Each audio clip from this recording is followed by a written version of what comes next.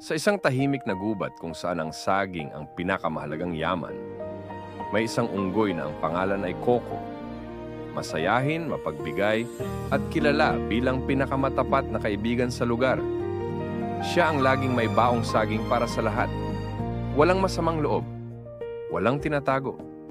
Hanggang dumating ang araw na nagbago ang lahat.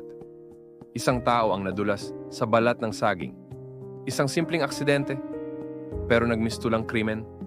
Bumagsak, nawala ng malay, at sa loob ng ilang segundo, nagpanik si Coco sa takot, sa kaba, sa pag-aakalang kailangan niya ng tulong, napulot niya ang isang martilyo.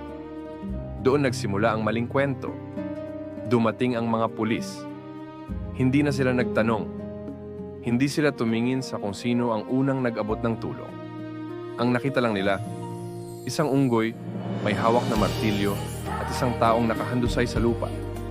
Idinampot si Coco. Walang paglaban. Walang salita. Wala siyang boses para ipagtanggol ang sarili.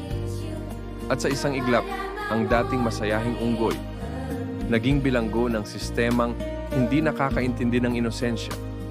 Ngayon, tahimik siyang nakaupo sa loob ng malamig na selda. Walang saging. Walang kaibigan. Wala kahit sinong naniniwalang hindi siya salarin. At ang tanong na hindi sinasagot ng batas, totoo bang siya ang nagkasala? O biktima lang siya ng mundong madaling maniwala sa mga mata, pero hindi marunong makinig sa puso?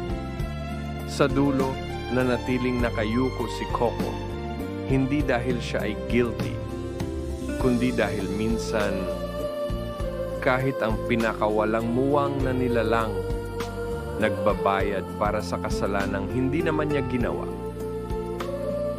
Nang ikulong ang unggoy, akala nila tapos na ang gulo, tahimik, pero hindi siya sumuko. Habang inuubos niya ang mga pinong tirang saging, dahan-dahan ding nagbabago ang mukha niya. Mula takot, tungo sa galit.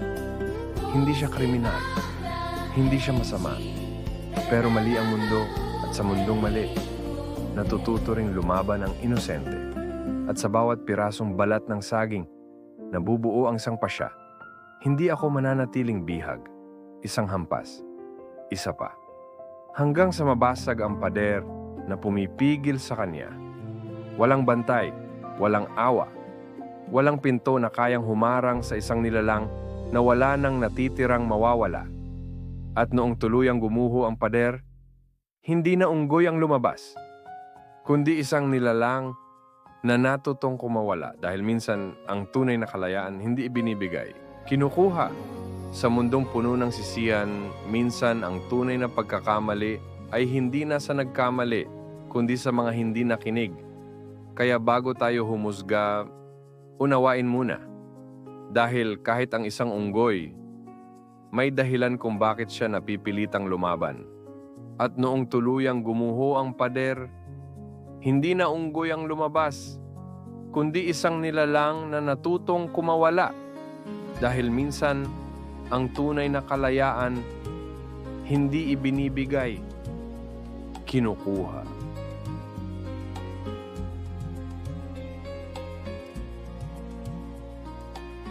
Kung gusto nyo ng higit pa, like, share at subscribe na. Pakinggan nyo ang mga kanta at rap ko. Link sa description. At huwag kayong mag-alala, hindi ko na i-activate ang Jed's Law para pilitin kayo. Salamat sa suporta mga ungas, mga inutil at mga unggoy.